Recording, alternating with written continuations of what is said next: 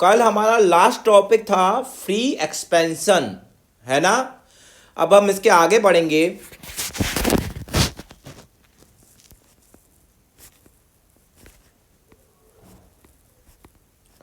Slope in TV graph.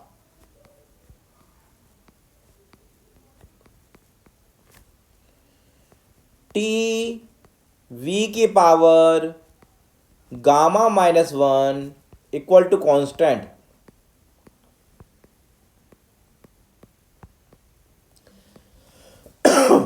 ये equation हमारी adiabatic process plus ये एडियाबैटिक प्रोसेस होनी चाहिए रिवर्सिबल।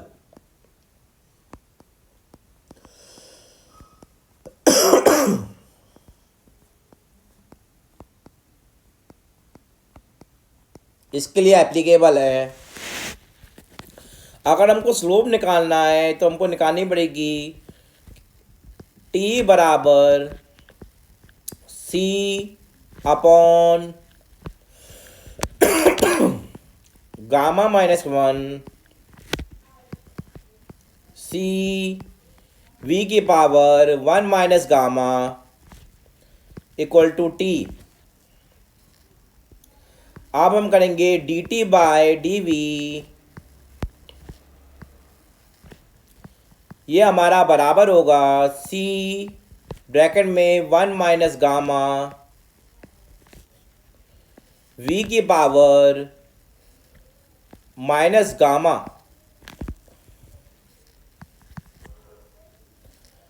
और इस इक्वेशन से हमको पता है टी वी इक्वल टू होगा सी वी की पावर माइनस गामा के बराबर होगा। ये वैल्यू हम इधर पुट कर देंगे तो 1 minus gamma equal into T by V. ये स्लोप होगा टीवी कर्व में, है ना।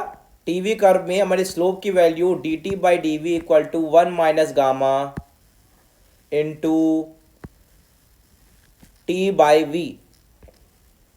यहां पे कोई doubt? Slope in TP curve T P की power 1 minus gamma upon gamma equal to constant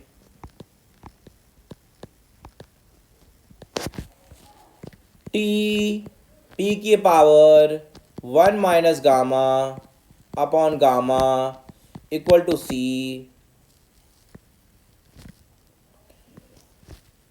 T बराबर सी अपॉन पी की power 1 minus gamma upon gamma. T बराबर होगा सी पी की पावर गामा -1 अपॉन गामा के D T by D P. ये हमारा बराबर होगा C gamma -1 upon gamma P की पावर -1 अपॉन गामा के।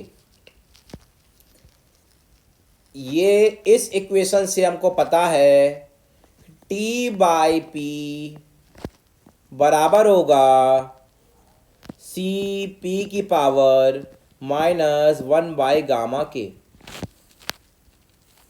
ये वैल्यू हम इधर पुट कर देंगे तो ये बराबर हो जाएगा gamma -1 upon gamma into T by P. ये बराबर होगा D T by D P के। यहां पे कोई डाउट? तो ये टीपी कर्व के लिए होगा स्लोप की value.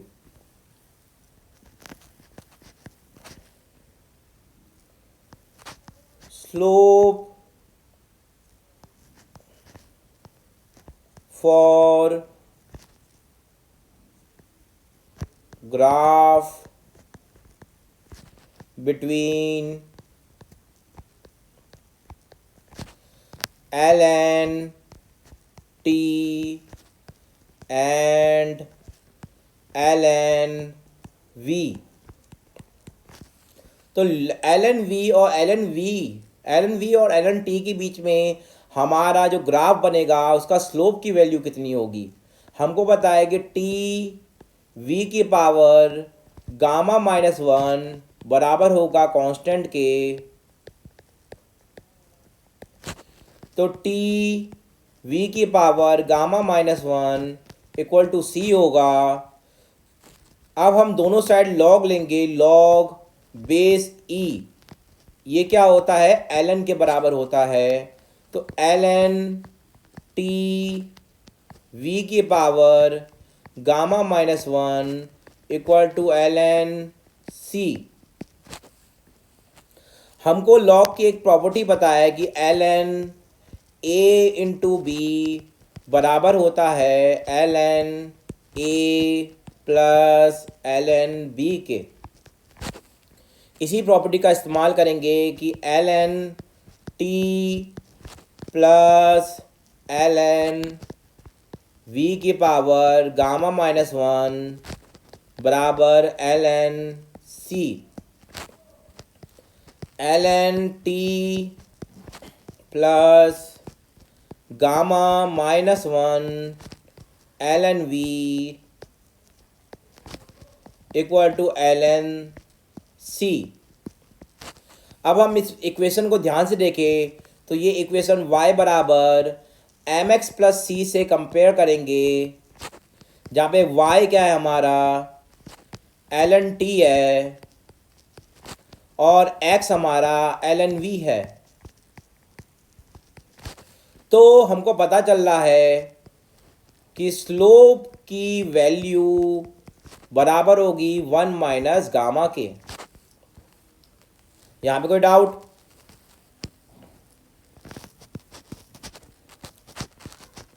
Slope for graph between ln p and ln v,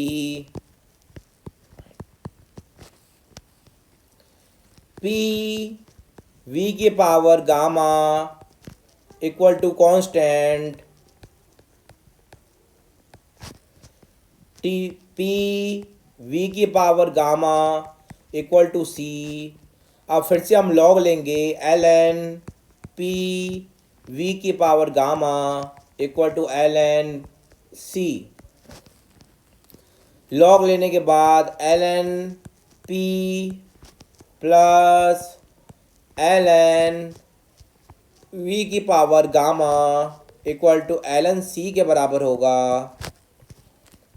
ln p plus gamma ln v equal to ln c। और हमको पता है y बराबर mx प्लस सी होता है, जहाँ पे y हमारा ln p है और x हमारा है ln v। तो इससे हमको पता चल रहा है कि स्लोप की वैल्यू, स्लोप बराबर होगा माइनस के गामा के। यहाँ पे कोई doubt? Slope in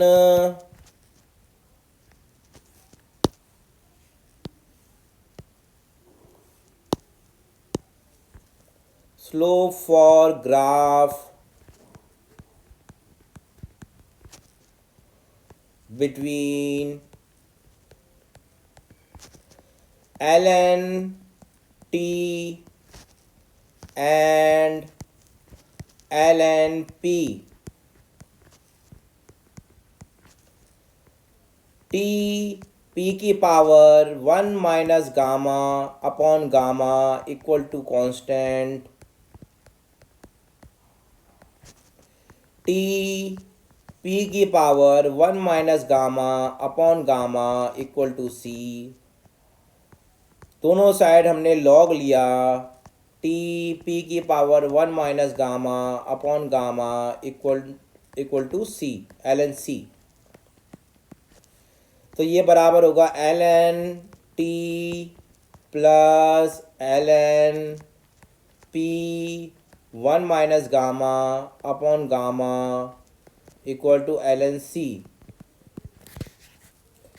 ln t equal to हो जाएगा 1 minus gamma upon gamma ln p equal to ln c।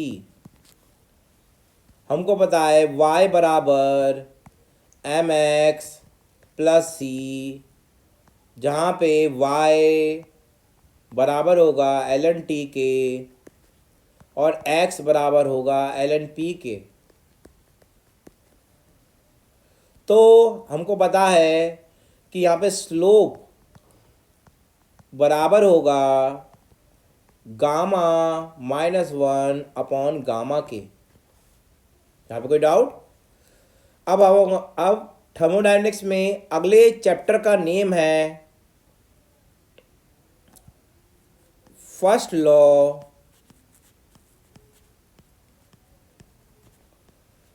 Applied to flow process.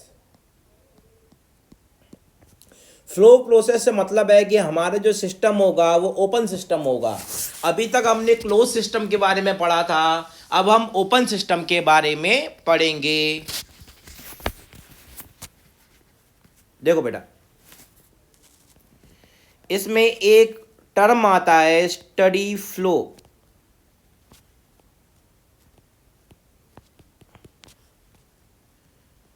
If the property of working fluid does not change with time, then the flow is known as steady flow।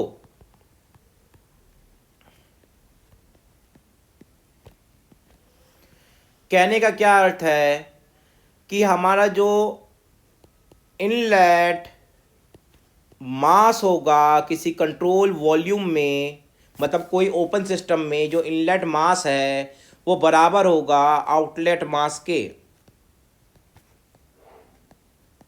वो outlet मास के बराबर होगा। इसमें next topic है steady flow equation.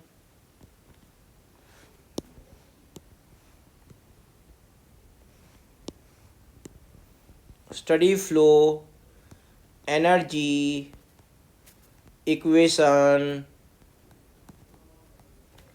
Short में कहते हैं इसे SFEE, study flow energy equation.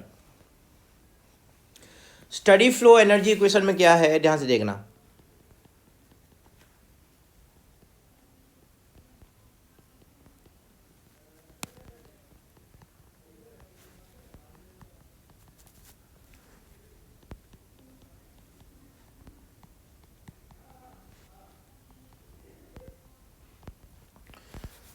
ये हमारा क्या है, कंट्रोल वॉल्यूम। कंट्रोल वॉल्यूम और जो कंट्रोल वॉल्यूम की बाउंड्री है उसे कहते हैं control surface.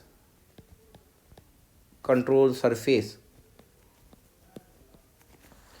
Control surface system को सराउंडिंग से सेपरेट करता है। यहाँ से हो रहा है इनलेट और यहाँ से हो रहा है आउटलेट।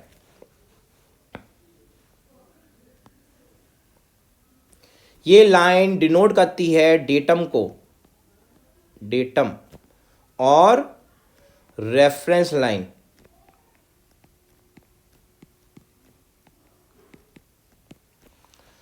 यहाँ से लेके यहाँ तक ये डिस्टेंस हमारी Z1 है और ये डिस्टेंस हमारी Z2 है। पॉइंट नंबर 1 पे और ये पॉइंट नंबर 2। पॉइंट नंबर 1 पे हमारी जो स्पीड है वो C1 है, इंटरनल एनर्जी U1 है, टेम्परेचर T1 है, प्रेशर P1 है, ठीक है। और इसकी हाइट डेटम लाइन से कितना ऊंचा है, Z1 है, ठीक है। और हीट कंटेंट कितना है, H1 है। सेम मेथड से यहाँ पे 2 में C2 हमारी स्पीड है, U2 हमारी इंटरनल एनर्जी, T1 हमारी टेम्परेचर है, T2 हमारा टेम्परेचर है, P2 हमारा प्रेशर है, Z2 हमारी हाइट है और हमारा H2 हमारी एंथैल्पी है। इस सिस्टम में हीट को सप्लाई किया जा रहा है तो हीट इनपुट हो रही है और इस सिस्टम से वर्क का आउटपुट हो रहा है, वर्क बाहर निकल रहा है। तो W हमने ऐसे लिख दिया। स्टडी फ्लो इक्वेशन के अकॉर्डिंग, स्टडी फ्लो इक्वेशन, तो हमारा यहाँ पे E टोटल बराबर होगा, E टोटल बराबर होगा E इन माइनस E आउट। मतलब जितनी एनर्जी आ रही है और जितनी एनर्जी जा रही है उन दोनों का डिफरेंस E टोटल के बराबर होगा। अगर हम इसको डिफ्रेंशिएट करें DE टोटल अपॉन DT, तो ये बराबर होगा DE in by DT minus DE out by DT। Study flow energy equation के लिए ये DE टोटल बाय DT की वैल्यू 0 हो जाती है, तो 0 equal to DE in by DT minus DE total out, sorry DE out divide by DT। तो D in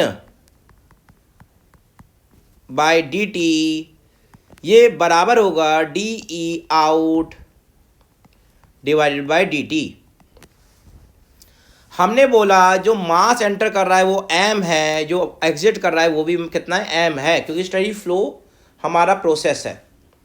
steady flow में इनलेट मास और आउटलेट मास बराबर होता है, ठीक है।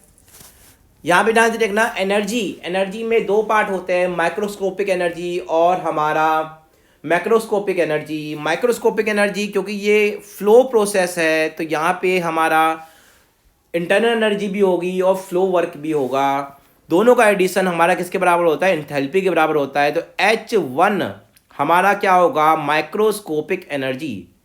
ये क्या होगा, माइक्रोस्कोपिक एनर्जी प्लस हमारा मैक्रोस्कोपिक एनर्जी, ये बराबर होगा 1/2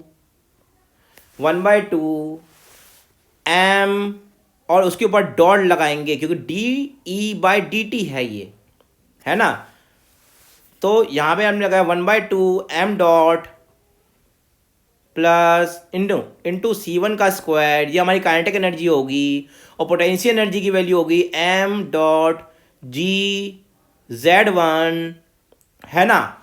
और सिस्टम में हमारी जो हीट अंडर सप्लाइड हो रही है तो इनलेट हीट है तो प्लस Q और लिखेंगे, ये बराबर होगा H2 plus 1/2 m dot into C2 का square plus M dot into G into Z2 plus W के बराबर होगा। अब हमने क्या किया, यहां पे एम डॉट से डिवाइडिंग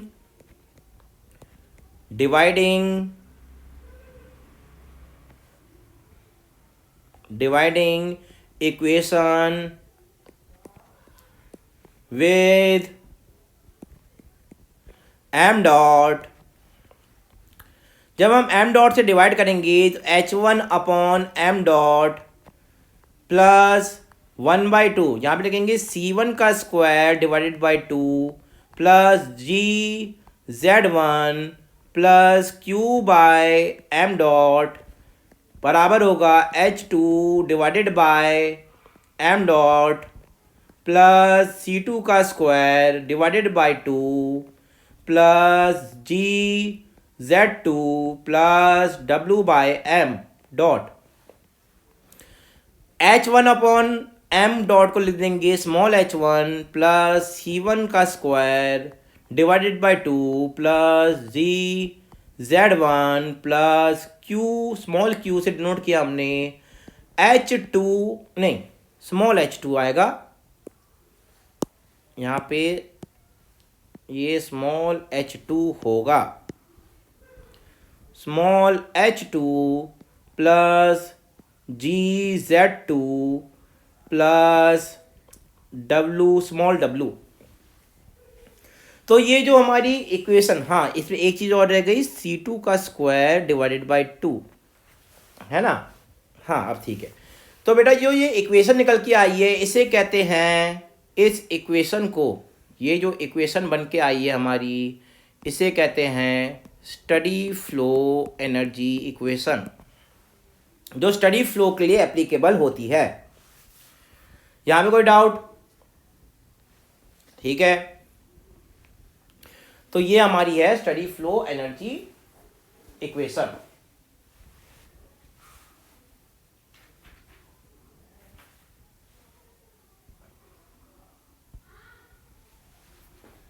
यहां पे हमने बोला है for study flow energy equation, हमारा जो M1 है वो M2 के बराबर है, मतलब inlet mass equal to outlet मास।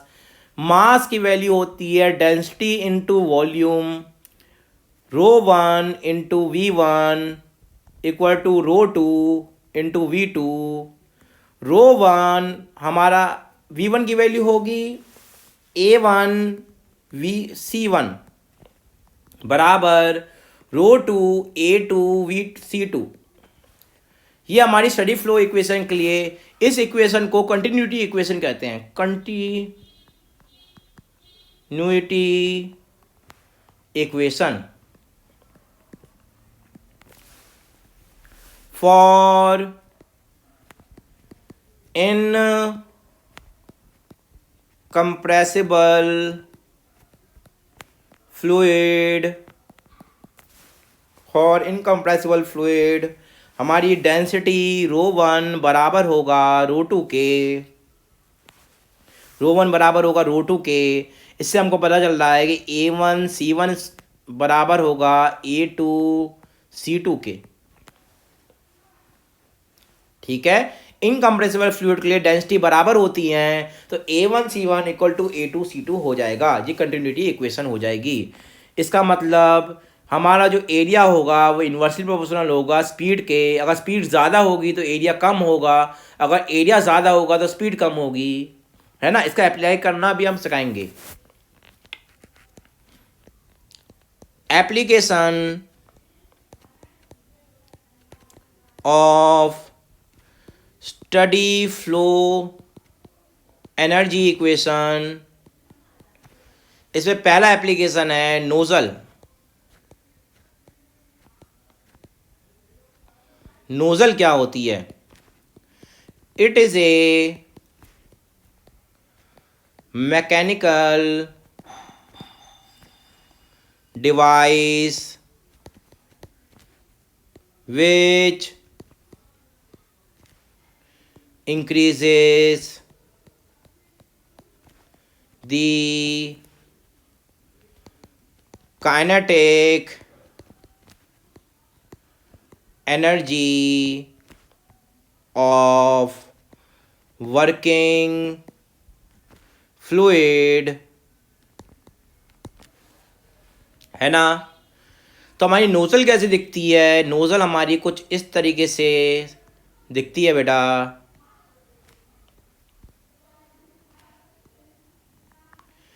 ये नोजल कैसी होते हैं? इंसुलेटेड होती है। नोजल इज इंसुलेटेड, ठीक है। और यहाँ पे इस पॉइंट पे एरिया A1 है, स्पीड कितनी है? C1 है। और यहाँ पे स्पेसिफिक इंथैल्पी कितनी है? H1 है। यहाँ पे एरिया A2 है, स्पीड कितनी है? C2 है। स्पेसिफिक इंथैल्पी कितनी है? H2 है, ठीक है।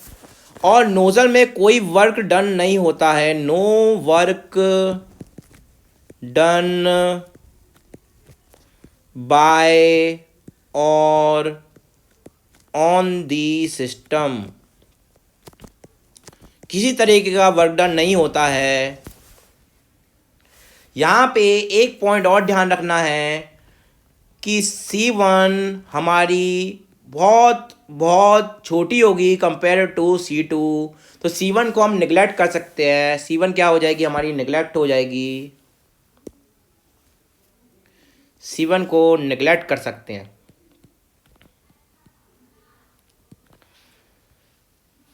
यहाँ पे ध्यान से एक पॉइंट और देखना है, क्योंकि A1 हमारा बड़ा है A2 से, है ना। तो इनलेट एरिया बड़ा है आउटलेट एरिया से, तो इसे क्या कहेंगे? इसे कन्वर्जिंग कन्वर्जिंग कहेंगे, कन्वर्जिंग, है ना। इसे क्या कहेंगे? कन्वर्जिंग। चलो बेटा, अब इसमें स्टडी फ्लो इक्वेशन लगाते हैं। स्टडी फ्लो इक्वेशन है H1 प्लस C1 का square divided by 2 plus Z1 plus Q बराबर H2 प्लस C2 का square divided by 2 plus Z2 plus W। ये हमारी क्या है? डेटम लाइन है। डेटम लाइन में हमारी Z1 बराबर होगा Z2 के। अगर Z1 Z2 बराबर होंगे तो Z1 से Z2 कट जाएंगे। Q की वैल्यू कितनी होगी? 0 होगी। वर्क की वैल्यू कितनी होगी? 0 होगी। और C1 की वैल्यू भी कितनी होगी? हम अप्रॉक्स वैल्यू 0 मान लेंगे। तो H1 बराबर होगा H2 प्लस C2 का स्क्वायर डिवाइडेड बाई 2। और H1 माइनस H2, यहाँ पे 2 का मल्टीप्लाई हो जाएगा अंडर रूट, ये वैल्यू होगी किसकी? C2 की वैल्यू होगी, C2। तो नोजल के लिए ये C2 की इक्वेशन निकल के आई। यहाँ पे कोई डाउट? नेक्स्ट है हमारा डिफ्यूज़र। डिफ्यूज़र कैसा दिखता है?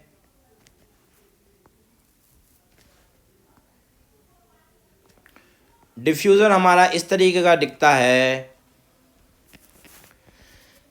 यहाँ पे एरिया कितना है? A1, स्पीड कितनी है? C1, और स्पेसिफिक इंथैल्पी है H1। यहाँ पे एरिया है A2, स्पीड कितनी है? C2, स्पेसिफिक इंथैल्पी है H2। ये डिफ्यूज़र इंसुलेटेड है। ये डिफ्यूज़र इंसुलेटेड है। Diffuser is insulated. इसका मतलब Q की वैल्यू 0 होगी। No work is done on और बाय द सिस्टम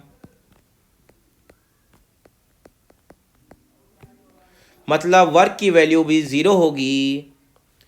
और हमको एक चीज़ और पता है कि C1 की वैल्यू बहुत बहुत बड़ी होगी C2 से, तो C2 को हम क्या कर देंगे, नेगलेक्ट कर देंगे।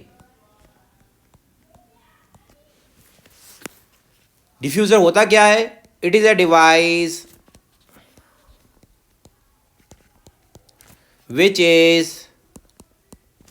which is used to reduce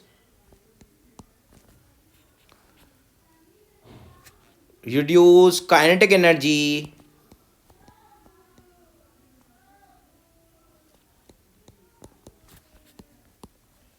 and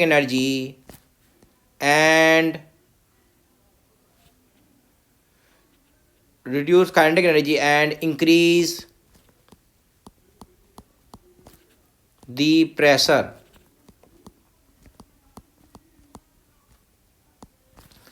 बेटा ध्यान से देखिएगा। अब हम इसमें स्टडी फ्लो इक्वेशन लगाएंगे। H1 C1 का square divided by 2 plus Z1 plus Q बराबर होगा H2 प्लस C2 का square divided by 2 plus Z2 plus W।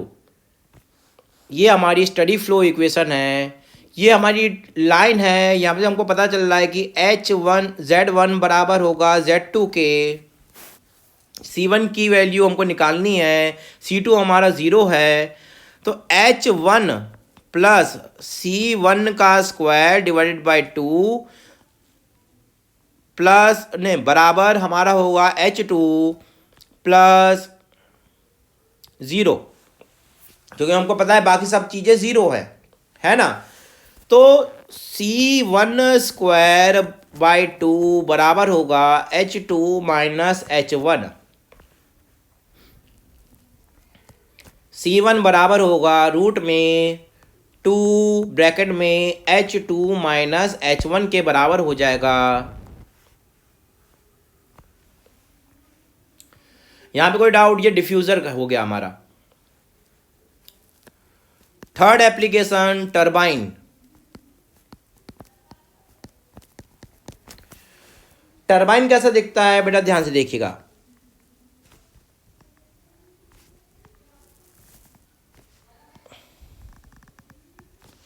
Turbine हमारा ऐसा दिखता है जिसमें ये हमारी इनलेट है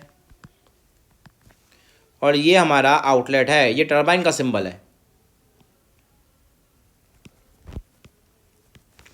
टरबाइन में क्या होता है? It is a mechanical device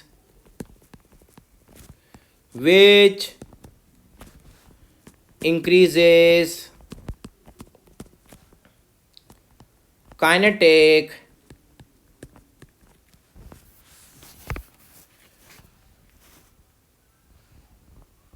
which एक सेकेंड,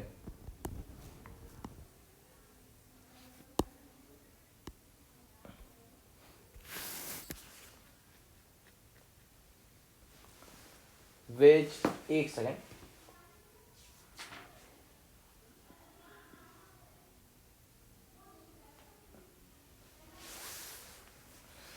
ये थोड़ा यहाँ पे एक मिस्टेक है, मैं इसको सही कर देता हूँ।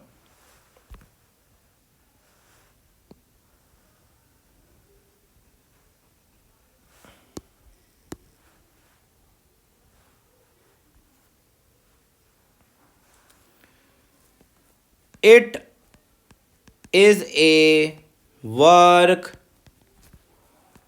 Producing device. ये कैसा डिवाइस होता है? वर्क प्रोड्यूसिंग डिवाइस होता है। ठीक है, it is a work producing device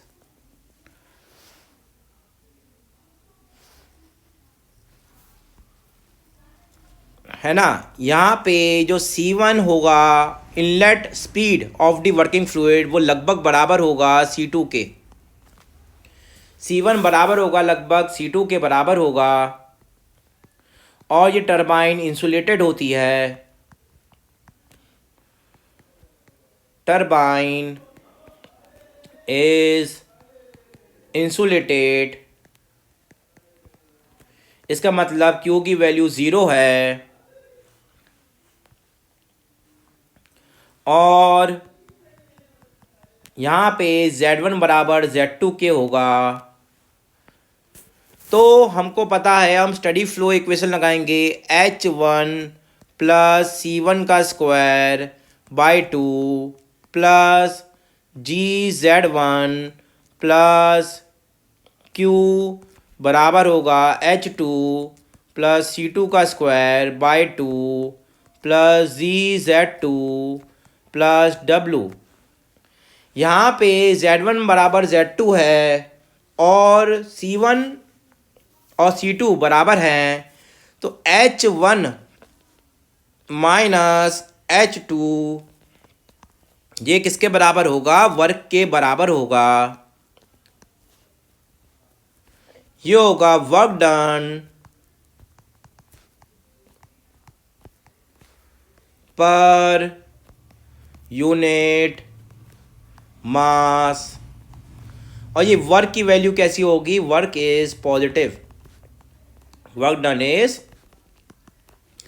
positive, क्योंकि work done by the system है ना, work done by the system है, इसलिए ये वर्क डन कैसा होगा? पॉजिटिव होगा।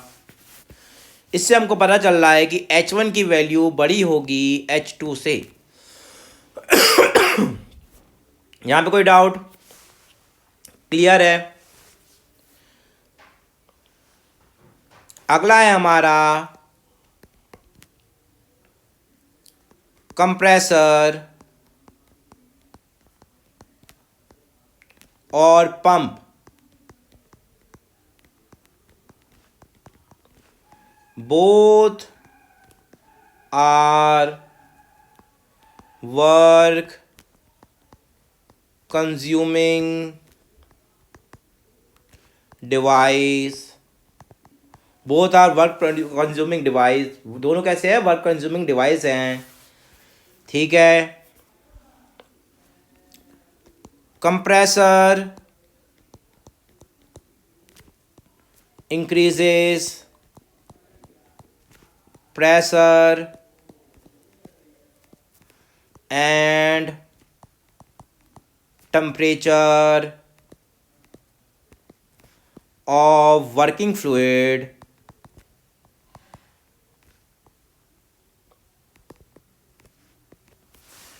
प्रेशर और टेम्परेचर को कंप्रेसर इंक्रीज कर देता है वर्किंग फ्लूइड के, है ना। इट वर्क फॉर वेपर, केवल वेपर के लिए एप्लीकेबल होता है कंप्रेसर, लिक्विड के लिए नहीं होता है ना।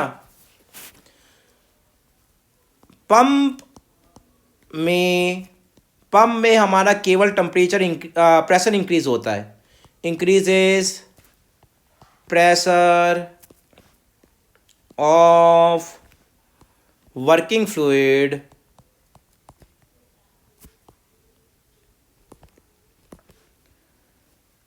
इट वर्क फॉर लिक्विड, किसके लिए वर्क करता है? लिक्विड के लिए वर्क करता है।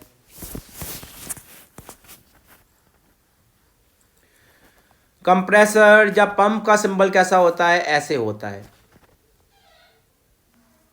ये सिंबल होता है हमारा किसका? कंप्रेसर का। कंप्रेसर ये इनलेट है, ये आउटलेट है, और ये किसका सिंबल होता है? ये हमारा पंप का सिंबल होता है।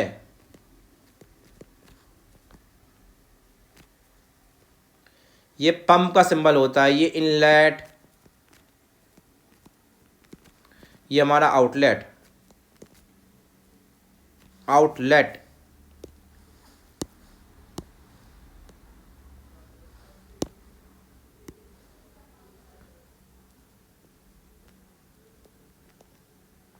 आउटलेट। ठीक है, पंप और कंप्रेसर कैसा होता है? Insulated. Pump and compressor are insulated. इसका मतलब Q की वैल्यू 0 होगी। C1 लगभग बराबर होता है C2 के और Z1 इक्वल टू Z2 के होता है। अब हम स्टडी फ्लो एनर्जी इक्वेशन लगाएंगे। H1 प्लस C1 का square divided by 2 plus Z1 plus Q बराबर है H2 प्लस C2 का square divided by 2 plus Z2 plus W plus हमारा W के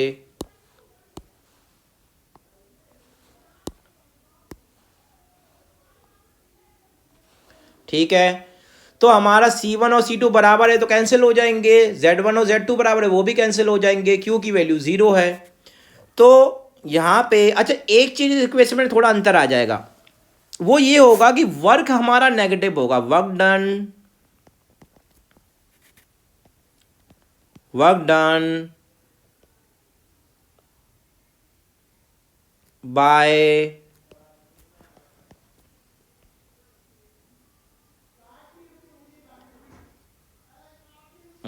एक सेकेंड,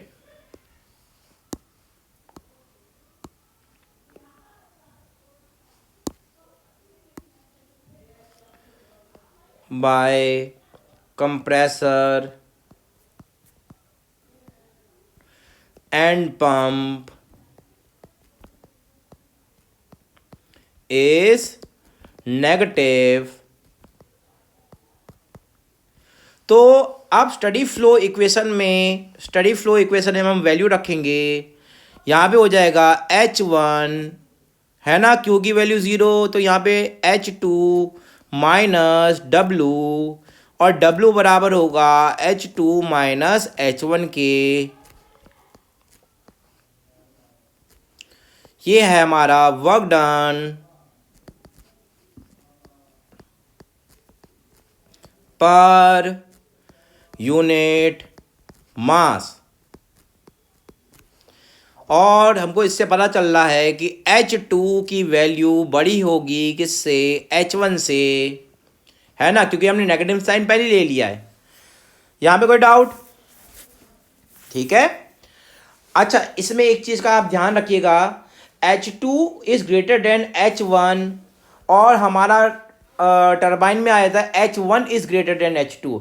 इसका मतलब टरबाइन में हीट कंटेन इनलेट पे ज़्यादा होगा, है ना, और हमारा कंप्रेसर या पंप में हीट कंटेन आउटलेट पे ज़्यादा होगा। मतलब टरबाइन में तो टेम्परेचर डिक्रीज करेगा मगर कंप्रेसर या पंप में टेम्परेचर इंक्रीज करेगा। टेम्परेचर और प्रेशर दोनों ही इंक्रीज करते हैं। टेम्परेचर कंप्रेसर में टेम्परेचर और प्रेशर दोनों इंक्रीज करते हैं, पंप में केवल टेम्परेचर इंक्रीज करता है।